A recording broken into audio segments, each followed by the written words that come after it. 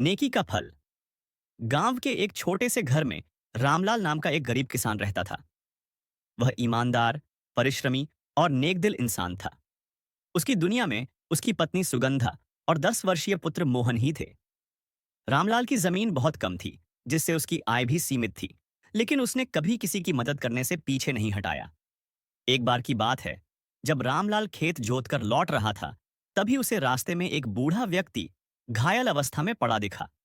रामलाल ने बिना देर किए उसे उठाया और अपने घर ले आया। उसकी पत्नी सुगंधा ने भी उसकी सेवा में कोई कसर नहीं छोड़ी। उन्होंने बूढ़े व्यक्ति का इलाज किया, उसे भोजन कराया और तब तक उसकी देखभाल की जब तक वह पूरी तरह स्वस्थ नहीं हो गया। जब वह बूढ़ा व्यक्ति स्वस्थ हुआ तो उसने रामलाल से कहा, बेटा, तुमने मेरी इतनी सेवा की, मैं तुम्हारा आभार कैसे प्रकट करूं? रामलाल मुस्कुराया और बोला, बाबा, इंसानियत का फर्ज था, मैंने उसे निभाया। आप स्वस्थ हो गए, यही मेरा इनाम है। बूढ़े व्यक्ति की आंखों में आंसू आ गए। उसने कहा, तुम्हारी यह नेकी कभी व्यर्थ नहीं जाएगी। ईश्वर तुम्हें इसका फल अवश्य देगा। यह कहकर वह चला गया। समय बीतता गया। एक दिन जब रामलाल अपने खेत में काम कर रहा था, तभी राजा के सिपाही गांव आए और घोषणा की कि राजा को एक नया प्रधान चाहिए जो ईमानदार और मेहनती हो। गांव वालों ने सर्वसम्मति से रामलाल का नाम सुझाया, क्योंकि वह सबकी मदद करता था और किसी के साथ अन्याय नहीं करता था। राजा ने जब रामलाल के बारे में सुना तो उसे दरबार में बुलाया गया।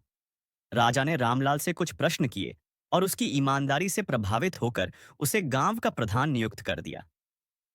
रामलाल के जीवन में यह एक बड़ा बदलाव था। अब वह केवल अपने लिए नहीं, बल्कि पूरे गांव के कल्याण के लिए काम कर सकता था।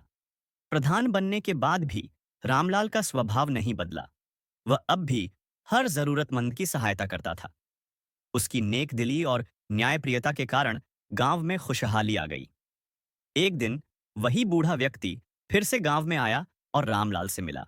उसने कहा, बेटा, देखा, तुम्हारी नेकी का फल तुम्हें मिल गया। ईश्वर ने तुम्हें एक बड़ी जिम्मेदारी सौंपी है ताकि तुम और लोगों की मदद कर सको। नेकी कभी व्यर्थ नहीं जाती। रामलाल को उस बूढ़े व्यक्ति की बात याद आई और उसने महसूस किया कि सच्चे मन से की गई भलाई का फल अवश्य मिलता है।